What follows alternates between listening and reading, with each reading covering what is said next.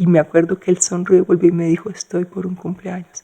Era las primeras veces que yo oía, y no sé cómo es que lo oía, porque es como si adentro de tu cabeza llegara una frase. Algunas personas creen que aunque nuestros cuerpos físicos mueren, nuestra alma no. Esta, una vez abandona el cuerpo, asciende a otros planos una y otra vez. Algunas personas también pueden tener comunicación con esas almas. Entonces ahí empezaron a pasarme una serie de fenómenos en que comencé a ver, pero no depende de mí, seres que están ya en el cielo o en el mundo espiritual que vienen o a consolar o pedir perdón a sus seres queridos. Entonces pues yo creo que tiene que ver con que en mi familia hay algunos talentos psíquicos y por otro lado un regalo de Dios, un regalo del cielo para poder ser puente de estos mensajes. Elsa Lucía Arango es una médica bogotana que se mueve entre el mundo espiritual y el científico. Estudió medicina en la Universidad Javeriana, se ha especializado en medicinas alternativas y actualmente ayuda a personas que están pasando por duelos dolorosos. Ha escrito varios libros sobre el tema. Aunque su visión es profunda y sensible, conoce los límites de su sabiduría. Entonces todavía me quedaba ante el misterio exactamente cómo seguimos evolucionando allá, con quién nos encontramos y cómo nos encontramos, cómo se decide volver acá. La vida está llena de misterios. En esta conversación, Elsa Lucía nos transmitió su visión de la muerte y el más allá. Bienvenidos al Topo, un podcast de entrevistas en el que exploramos lados desconocidos de personas con formas de vivir fascinantes. Soy Miguel Reyes.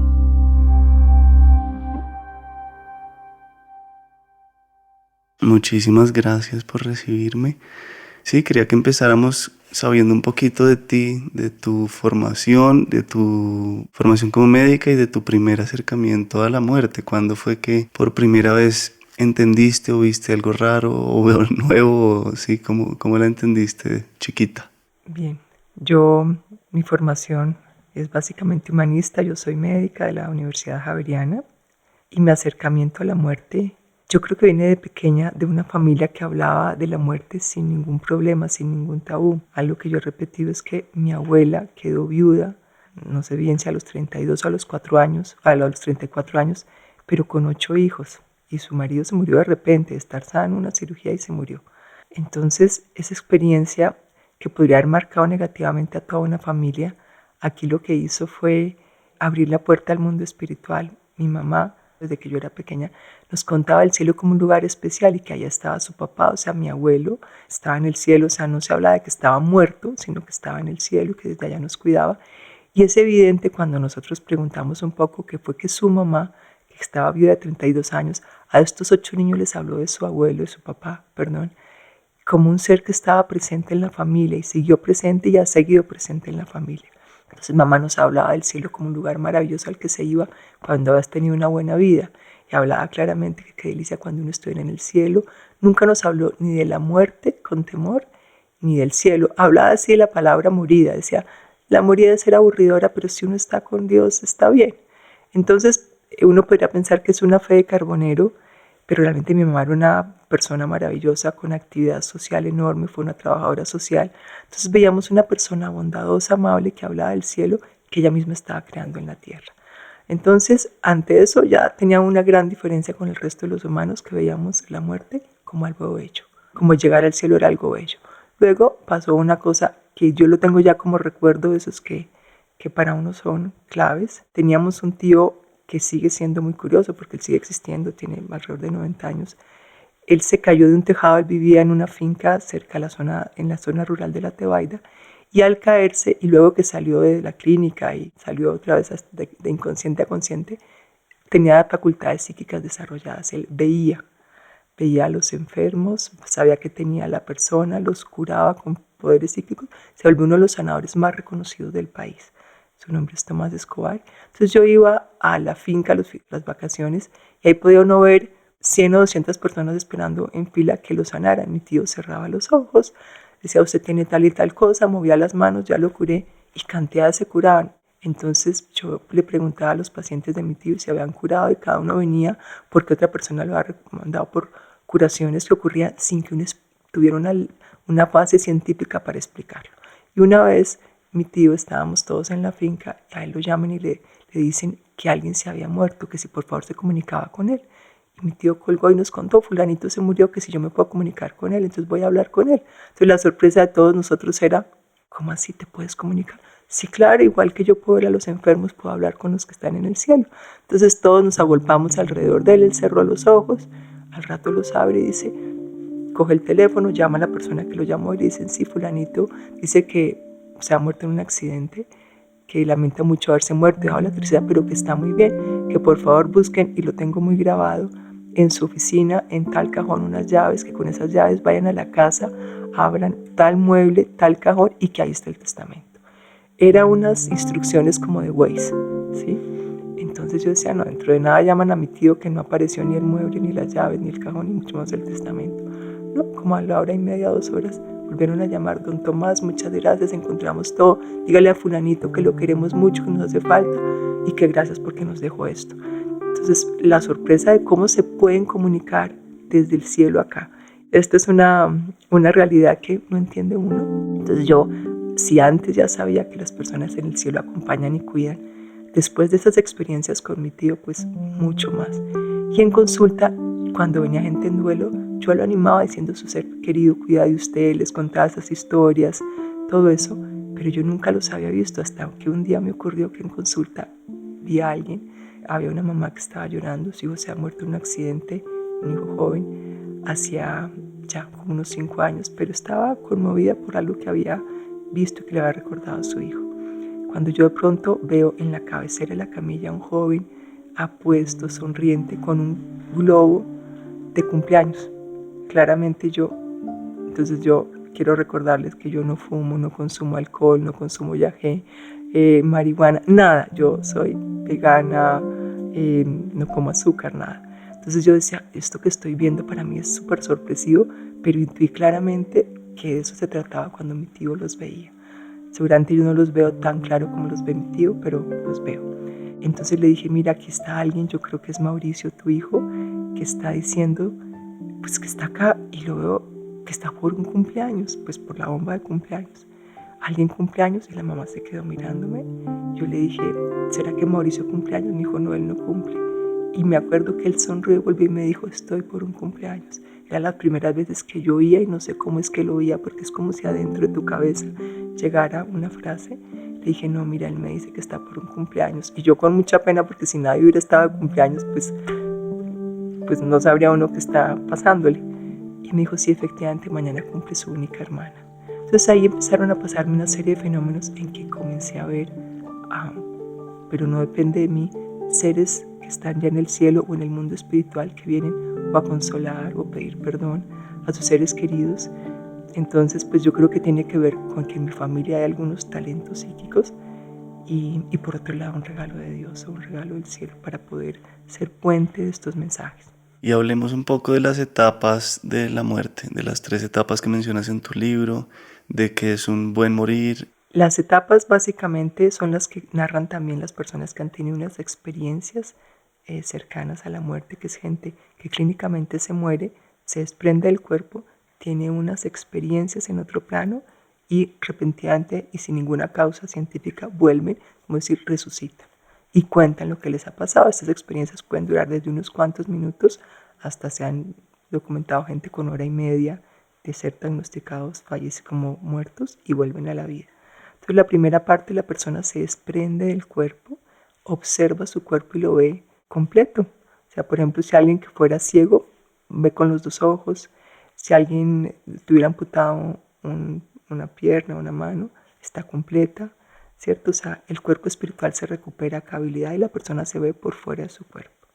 Luego, la segunda etapa es que generalmente tiene acompañantes. Observa que a su lado, o sea, nadie muere solo. Mueren con seres de luz, ya sea sus familiares o seres de luz con los cuales tenga alguna empatía. Por ejemplo, si alguien es católico, probablemente puede ver a un ángel o a la Virgen o a Jesús. Si alguien es budista, probablemente va a ver a alguno de los budas de su devoción o sus maestros espirituales.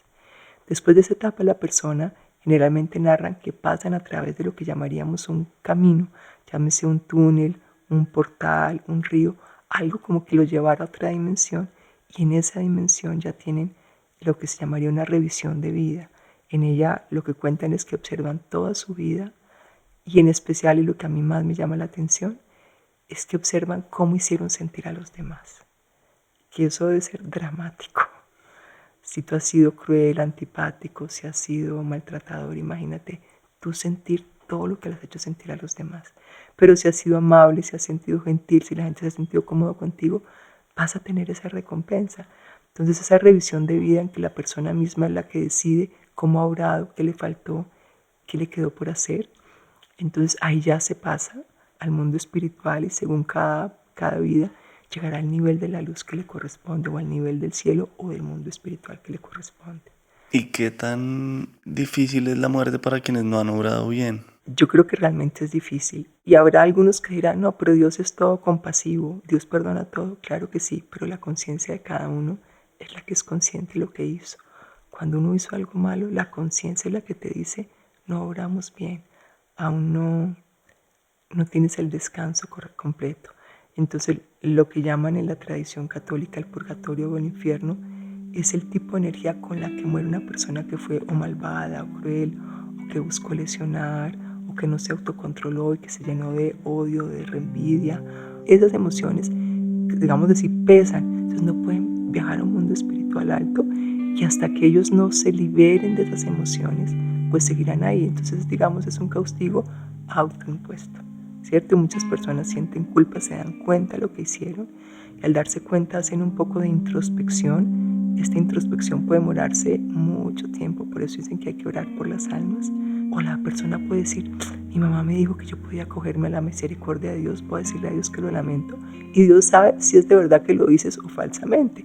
Y si una persona realmente de corazón se da cuenta que hizo daño y quiere cambiar, en el mundo espiritual le dan todas las oportunidades de evolucionar hacia una mejor vida espiritual para luego retornar a reparar. ¿Y cómo son los ciclos? Digamos, uno pasa de este cuerpo a uno sin cuerpo, más etéreo, menos denso, y luego a otro y a otro. Simplemente pierdes el que tienes físico, pero el físico está siendo insuflado, alimentado por un cuerpo espiritual que ya tenemos. Ese es el que se repara apenas te mueres, ¿cierto? Algunas personas puede que se demoren un poco más.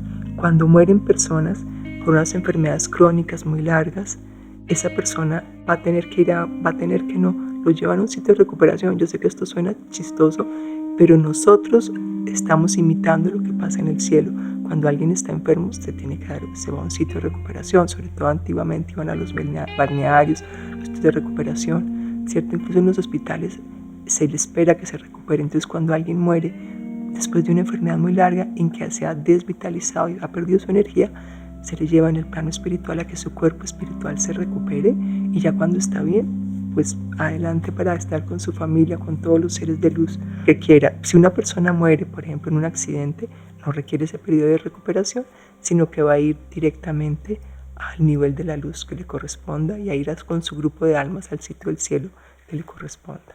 Y de las muertes, sí, como de los tipos de muertes que no son naturales, suicidios o sobredosis, o hay muchas, supongo. ¿Cómo lo ves ahí? ¿Cómo que pasan? Yo creo que no hay una regla. Cuando dices que pasa en esos casos, simplemente la persona se murió y lo que importa no es su último instante de vida, que sí es importante en otros momentos, sino toda su vida. Entonces, si una persona tuvo una depresión fuerte, la depresión fuerte le llevó a tener una muerte por suicidio, lo que va a tener es un descanso enorme en el cielo. Y no estoy alentando el suicidio. Lo que pasa es que quiero que entendamos que la depresión es una enfermedad que altera las vías de pensamiento. Hay lo que se llama pensamientos intrusivos y la persona no es que tome la decisión de suicidarse, es que se le quitó la voluntad y empieza a seguir instrucciones de pensamientos nocivos. Como cuando alguien estornuda, no es que quiere estornudar, es que algo en su química lo hizo estornudar. Entonces, cuando alguien se deprime, tiene una enfermedad muy seria. Y entonces en el cielo sí que hay una comprensión total y profunda de ese infierno que ya ha vivido y no se va a ir al infierno. Otra cosa muy distinta es la persona que simplemente por cobardía, por no asumir una responsabilidad, se quita la vida, que es un caso diferente, pero en el mundo espiritual el tema es la conciencia, lo que haces. Una sobredosis también puede ser un error. Entonces yo en mis talleres digo, bueno, alguien toma trago, toma un poco más de trago, sale y se mata. Eso se llama un suicidio. Puede ser un suicidio. Alguien que es un diabético se come un par de helados más y se muere porque entró en coma diabético. ¿Eso es un suicidio? Entonces todos nos estamos suicidando porque todos cometemos errores, cometemos actos que van en contra de nuestra salud. El que come exceso de carne, el que toma exceso de alcohol, el que se da la sobredosis está haciendo un error más grande, pero todos nos autoagredimos. Entonces, los juicios que tenemos acá, por fortuna, no están allá, lo cual no significa, insisto, que yo esté aplaudiendo ni alabando el suicidio para nada. Creo que la vida no es una circunstancia sencilla, pero es una circunstancia que hay que atravesar para llegar realmente a encontrar nuestra propia esencia y la alegría precisamente de haber trabajado en uno. Entonces, por eso, si alguien tiene depresión, yo le invito, pida antidepresivos, váyase donde el psiquiatra, haga terapia, no simplemente sea valiente, porque así como cuando alguien tiene una neumonía yo le doy un antibiótico y no le digo simplemente sea valiente, recordemos que la depresión es una enfermedad y que es la más incapacitante en la actualidad, más que el COVID, más que todo, son las enfermedades que tienen que ver con la bioquímica del cerebro. ¿Y cuál es un consejo recurrente que das para personas que se les ha muerto un ser querido? ¿Qué te piden ellos y qué consejos les das tú? ¿Cuáles son como las preguntas más usuales? Que se reconecten con ellos. O sea, cuando alguien tiene un duelo, siente el dolor de que perdió a su ser querido. Cuando realmente, cuando pierdes algo es cuando pierdes un trabajo, cuando pierdes una fortuna, puedes perder una casa y ahí sí la perdiste. Puede que recuperes algo diferente, pero al ser querido perdiste su cuerpo físico y eso es innegable. Perdiste la posibilidad de hablar así como estamos hablando tú y yo, pero se puede volver a reconectar. Entonces cuando yo les pido que vuelvan a aprender a hacer silencios, a reconectarse con él, mucha gente empieza a tener la paz de sentir que se conectaron de nuevo con su ser querido, llámese su hijo, su padre, su pareja. Y lo otro que les pido con frecuencia, dentro de las muchas cosas, o sea, no hay una tarea para un duelo. Un duelo es un proceso que requiere tiempo y tiene etapas, es que traten de repetirse frases internas sanas, porque la mayoría de la gente empieza a decir no puedo, no voy a poder, esto es muy doloroso, esto es muy doloroso, esto es muy doloroso, y lo repiten 100, 200 veces al día. Entonces eso se vuelve una profecía autocumplida. Entonces luego de un tiempo, digamos 4 a 6 semanas en que es normal tener esas frases, hay que cambiar el discurso interior, decir voy a salir de esto, voy a aprender, me voy a reconectar con mi ser querido, voy a crecer con este proceso, porque el duelo nos toca a todos, o sea, aunque sea difícil decir voy a crecer, no hay ser humano que no tenga duelo, no hay ser animal que no tenga duelo, no hay ser vivo que no tenga duelo. Las plantas se mueren y se sabe que las otras plantas pueden afectarse, los animales se mueren y sus cercanos también duelen. O sea, el duelo es un dolor que está establecido como una de las herramientas de crecimiento de conciencia. Entonces, de las muchas que puedo dar son esas dos, pero pues hay que buscar tener buenos hábitos. Buenos hábitos es, por ejemplo, mucha gente empieza a comer cualquier cosa, a no ordenarse, a no bañarse. Cuando esté en duelos, mantenga hábitos de sueño, de ejercicio, si usted puede. Y en el momento en que pueda, al día siguiente de un duelo usted no va a salir a trotar, pero sí que te bañes, que te arregles, que comas sano. Pero al principio mucha gente no le pasa un bocado. Entonces, pues con cada persona buscamos ver qué le podemos ayudar. Me causa curiosidad pues que el misterio más grande de la vida, que es la muerte, lo tengas tan claro. Digamos, ¿para ti quedan aún misterios sin resolver sobre la muerte y sobre la vida? Claro, me quedan misterios es cuando los demás, los del cielo vienen y lo que me muestran son unos paisajes hermosos. Entonces todavía me queda ante el misterio exactamente cómo seguimos evolucionando allá, con quién nos encontramos y cómo nos encontramos, cómo se decide volver acá. La vida está llena de misterios. ¿Por qué mi tío puede curar y yo no puedo curar como él, por ejemplo? ¿De dónde vienen esos talentos? O sea, yo preguntas sobre ese mundo mágico y al mismo tiempo maravilloso y misterioso tengo muchas todavía. ¿Y cómo es el cielo? ¿Cómo describes esas visiones que has tenido? Pues mira, yo inicialmente, cuando era jovencita, yo me imaginaba el cielo como que uno iba a un sitio blanco y que iba a tener paz y ahí iba a estar, como que no se me ocurría nada más.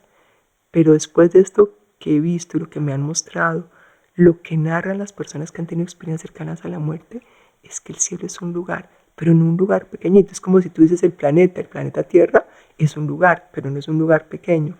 Pero tiene bosques, tiene casas, tiene elefantes, tiene animales, tiene música, tiene arte. Pues nosotros somos un reflejo burdo del cielo que tenemos que ir perfeccionando hasta que seamos tan bellos y tan hermosos como las estructuras que hay en el cielo. Por eso hablan de las escaleras, de las ciudades celestiales, de la música celestial. Eso es lo que me han mostrado y me parece que tiene que ser fantástico. Y ojalá abriéramos la conciencia nuestra que cada ser que va al cielo, cada ser humano, lo está perfeccionando también.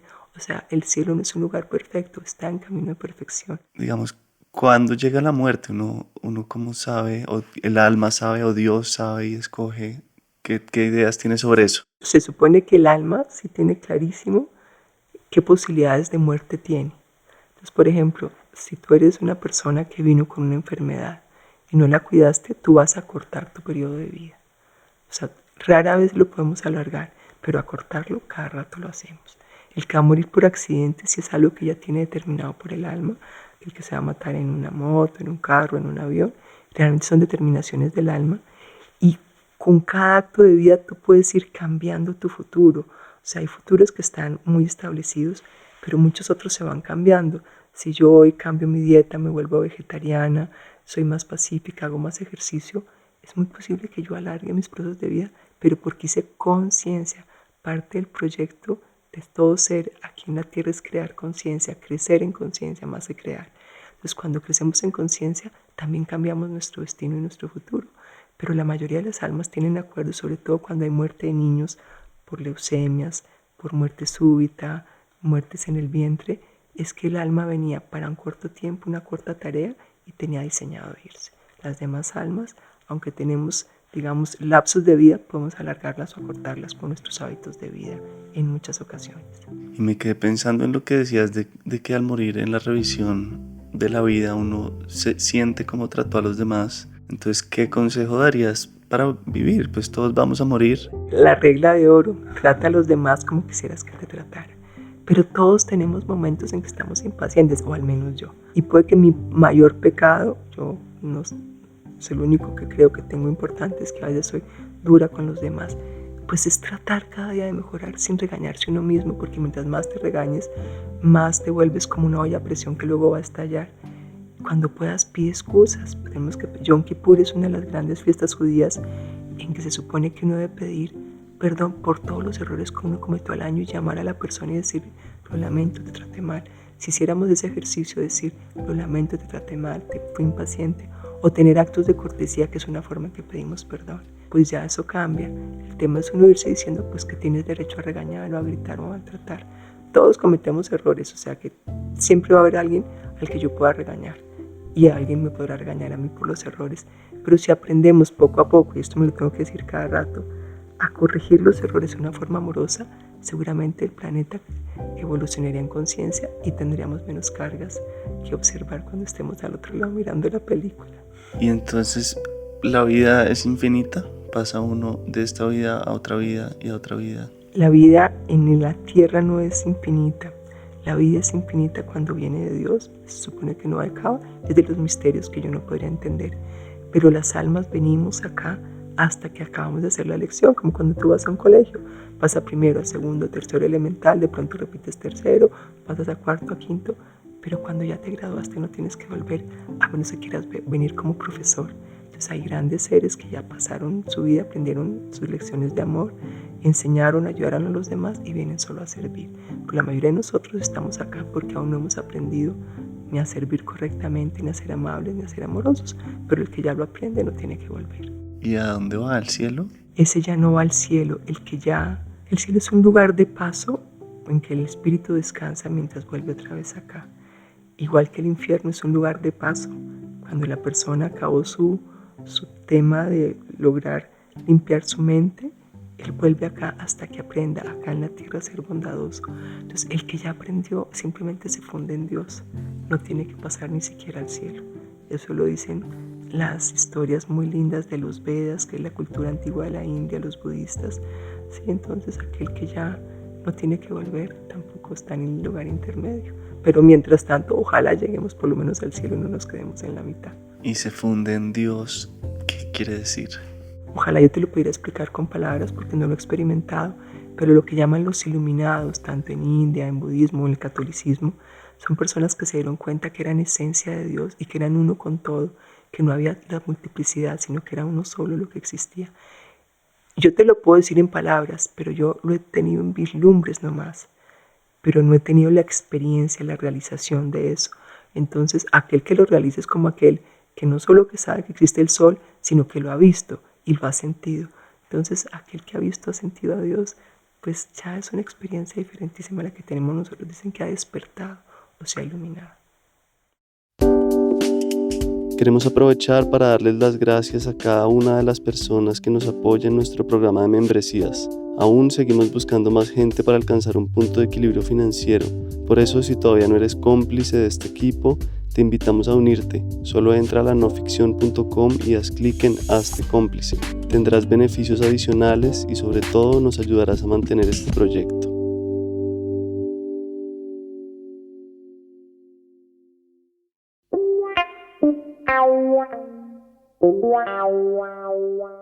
El Topo tiene un nuevo patrocinador, el restaurante mexicano Chicanos, un sitio al que he ido desde que era niño y que me encanta porque las porciones son generosas, los precios buenos y hay muchas opciones vegetarianas. Los tacos y la horchata son mis recomendados. Los invito a que vayan a ustedes en Bogotá o a que pidan a domicilio. Además, como oyentes del Topo, recibirán un 10% de descuento en toda la carta en el restaurante o a través de sus domicilios propios. Solo tienen que decir que son oyentes del Topo.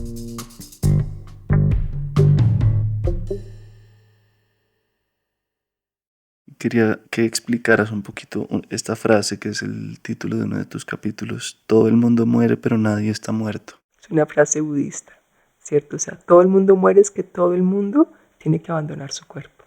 Esa es la muerte.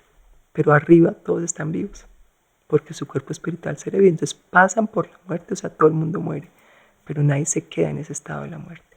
¿Y tú cómo vives tu vida espiritual? ¿Qué prácticas tienes? Tengo muchas, pero creo que la principal es intentar, porque no siempre lo logro, es servir con amor, ¿cierto? Entonces, creo en Dios, me encanta meditar, oro, hago mantras, o sea, hago todo eso, pero nada de eso tiene sentido si uno no intenta ser una persona que sirve a los demás con los talentos que tiene. Entonces, me encanta la filosofía hindú, pero pues para mí Cristo es una figura importantísima, pero si yo me alineara con alguna creencia religiosa, creo mucho en los Vedas. Entonces hay rituales lindísimos, así como en la Iglesia Católica vamos a misa, que son los mantras, los cantos devocionales, ¿cierto? Pero básicamente uno puede hacer todo eso. Si uno no es una persona servicial y que intente ayudar, pues eso es energía botada al desperdicio. Entonces digamos que ese sería el resumen de mi vida espiritual.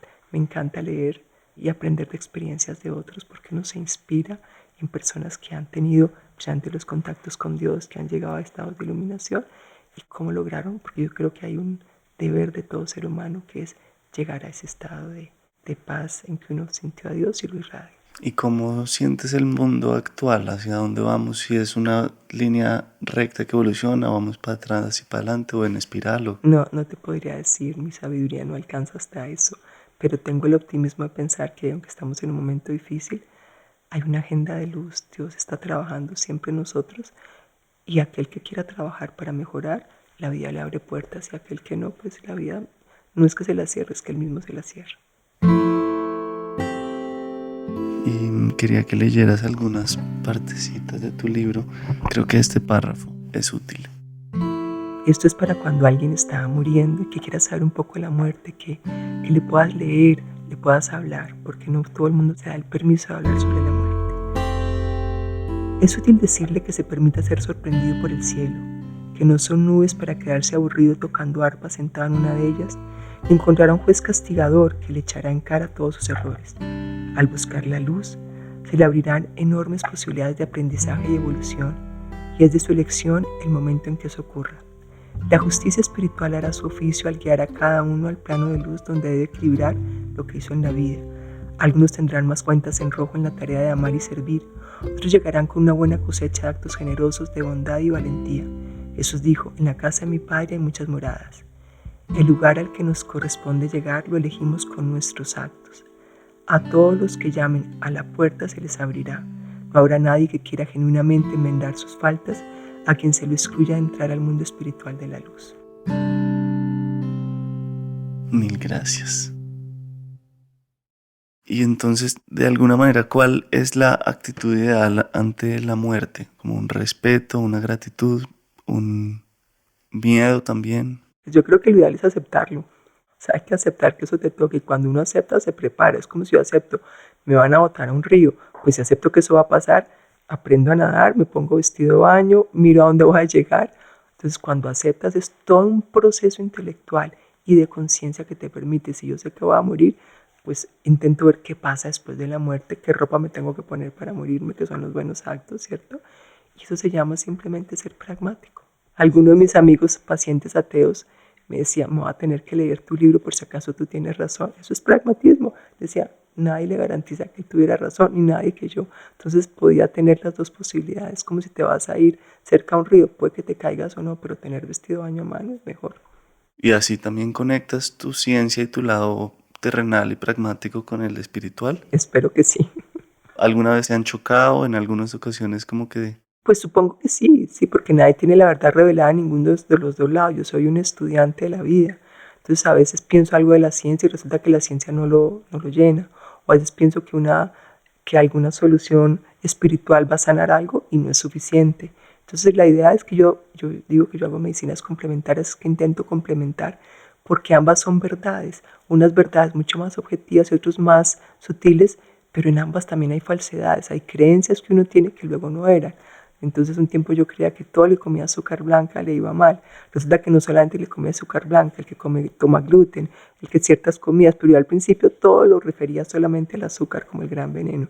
Resulta que hay muchos más venenos. Entonces cuando uno va abriendo su mente, empieza a entender más verdades, pero todo es parte de una sola verdad.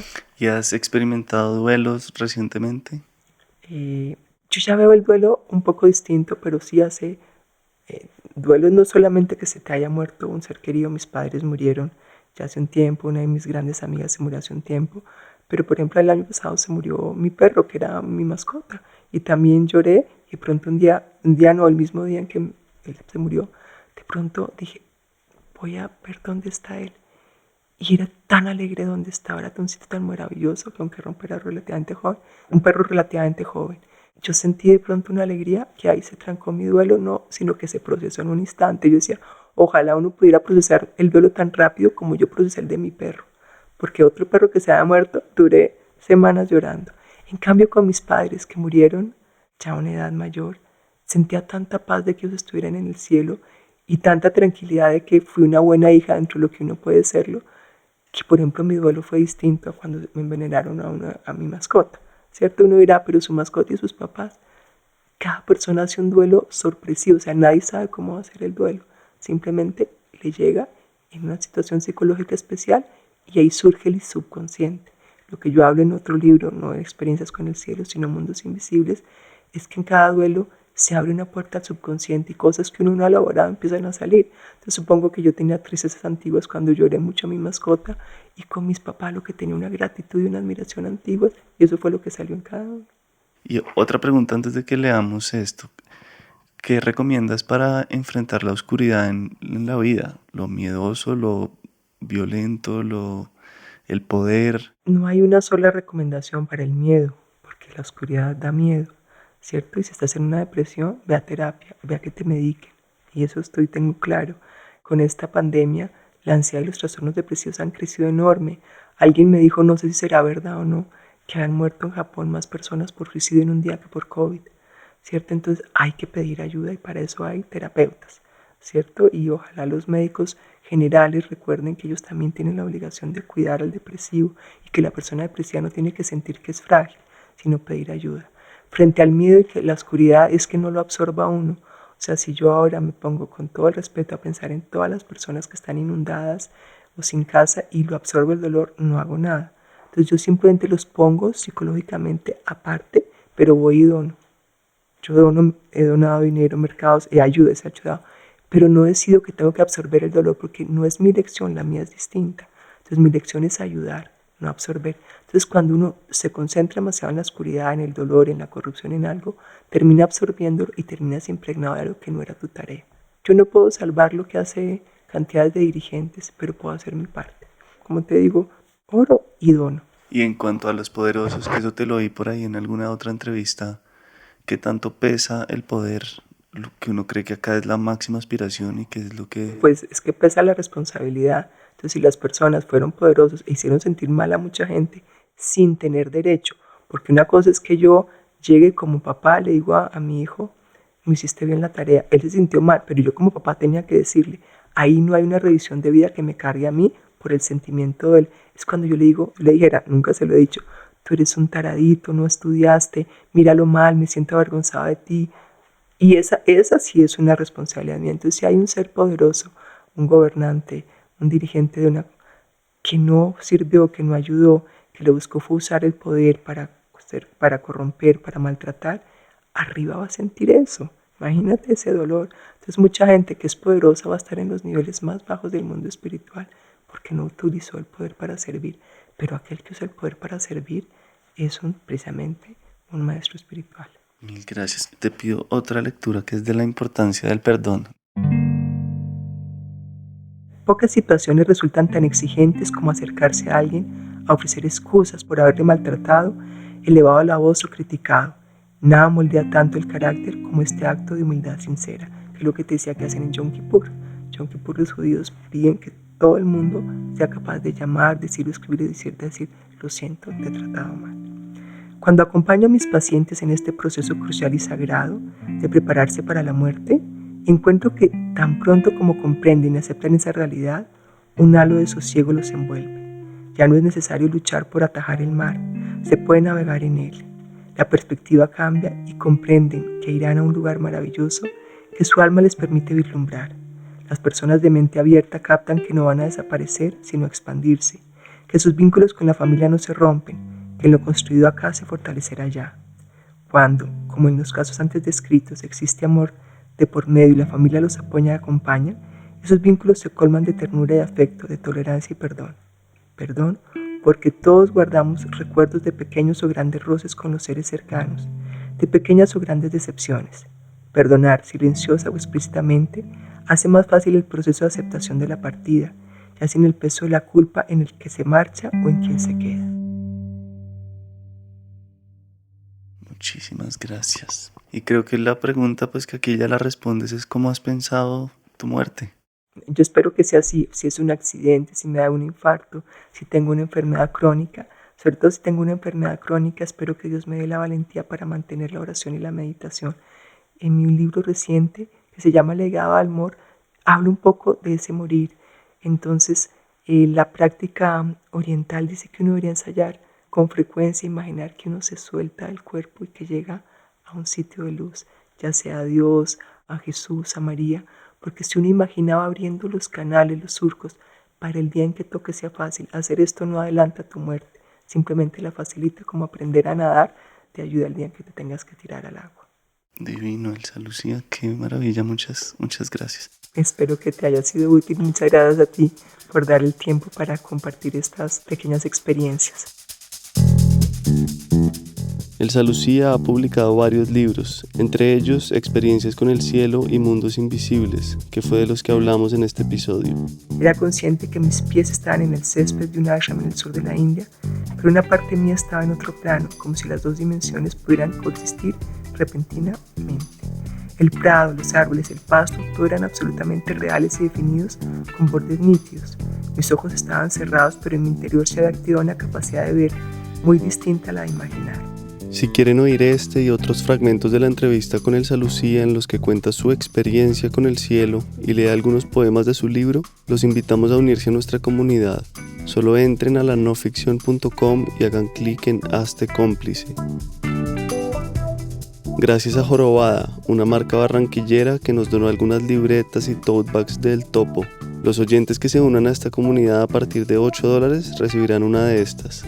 Los invitamos a que vean sus productos en @jorobadaobjetos. Gracias a Valeria Mira, una oyente y amiga que me conectó con Elsa Lucía. Si están interesados en pautar con nosotros o conocen a alguien que pueda estarlo, no duden en escribirnos al Instagram del Topo o al correo lanoficcion@gmail.com. Nos encantaría contar con marcas que se alineen con nuestros temas y valores. Gracias de nuevo. El Topo es una producción de La No Ficción y es presentado y dirigido por mí. Este guión fue editado por María Antonia Ruiz. La mezcla y el diseño de sonido fueron de Daniel Díaz y Valentina Fonseca, y Álvaro Guerrero es el manager de audiencias. En el próximo episodio... Es que de lo que se trata es de poder ver la mesa no como este objeto sólido y concreto, no como esta palabra única, sino como poder detallar sus partes y entender que las partes por separado existen también y que si uno empieza a desglosar la mesa termina deshaciéndose. Entonces yo digo, esto no es una mesa, esto son 4 patas con una tabla rectangular encima y no son 4 patas, son 4 pedazos de madera que venían de un árbol y no son 4 pedazos de un árbol, 2 son de un árbol y 2 son de otro. Hablaremos con Caroline Figueroa sobre el feminismo, su familia y sus búsquedas por respuestas espirituales. Gracias infinitas a quienes ya se han unido a nuestra comunidad. Algunos de ellos son Juan Diego Galvis, Carolina Rodríguez, María Camila Villarroel, Susana Contreras, Eugenia Jaramillo, Juan David Reyes, Alexandra Soto, Diego Alonso, Amparo Carrillo y Teresa González.